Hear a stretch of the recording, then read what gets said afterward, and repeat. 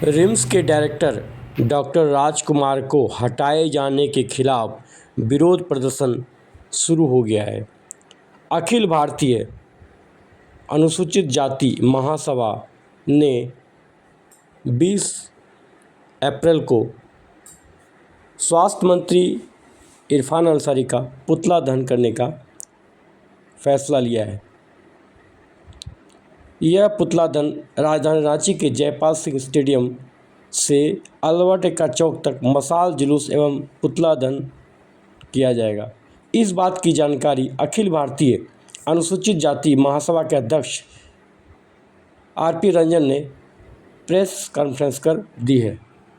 कि रिम्स है, रिम्स को अद्भुत सुधार हुआ था, लेकिन कुछ उनसे नाराज लोग थे इसलिए कि वो ठीका पटा और अपने लोगों चहेते से बात करने चाहता था लोग कि भाई ये कर दो, तो गलत तरीका के काम करने से इग्नोर करते थे और वहाँ के पदाधिकारी कर्मचारियों को भी उस सख्ती से ड्यूटी पालन करवाते थे। तो जिसके चलते उनको मन में ये था।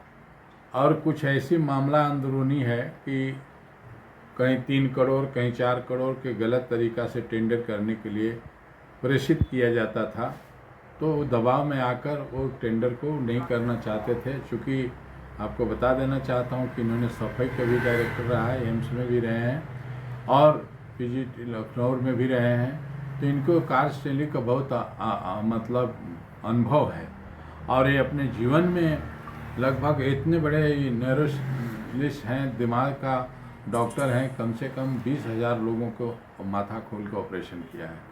एशिया में इनका नाम आता है।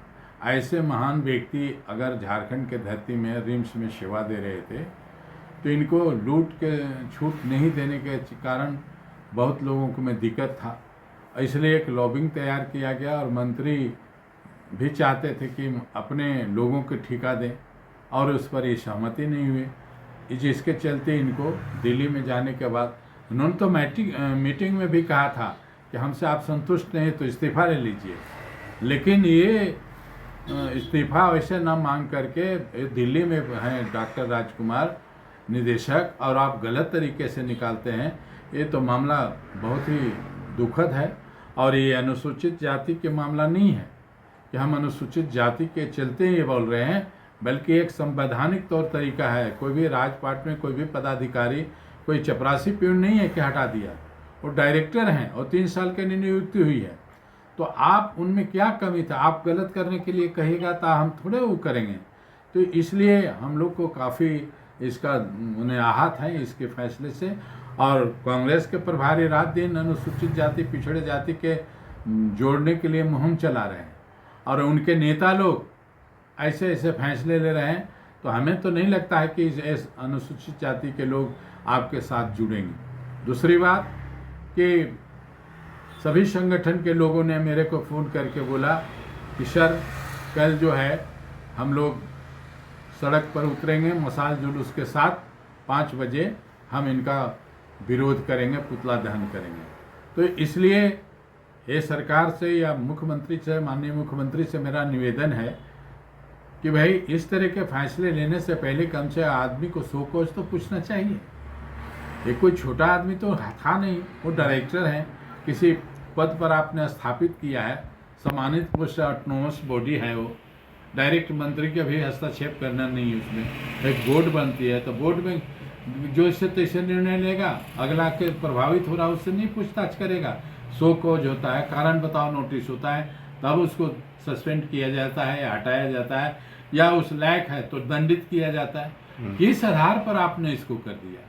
तो ये स्पष्ट है कि आप जो है, अभी पूर्व में एक मंत्री बयान दे रहा है कि दिल में कुरान हाथ में संविधान। वो मंत्री को पता नहीं है कि भारत लोकतांत्रिक देश है, डेमोक्रेटिक कंट्री है और संविधान के बदौलत जितने भी लोग सांसद एमएलए एमपी जीत के जाते हैं, कुरान बाइबल रामायण से और गीता से नहीं जाते।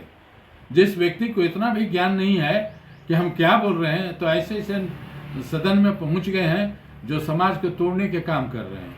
और वही कड़ी में इरफान अंसारी जी कौन सा बड़ा साफ सुथरा है, 6 महीना जेल काट के हैं, अपने घोटालेबाज हैं।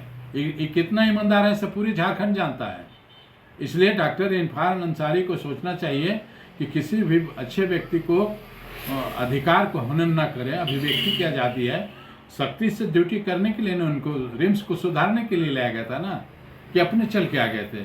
आपने बुलाया था, आपने बनाया था, तब है ना। आप बोलिएगा कि पूरे चोरी करके हमको पैसा पहुंचा, तो डायरेक्टर पहुंचा देगा, उसको जेल जाना है।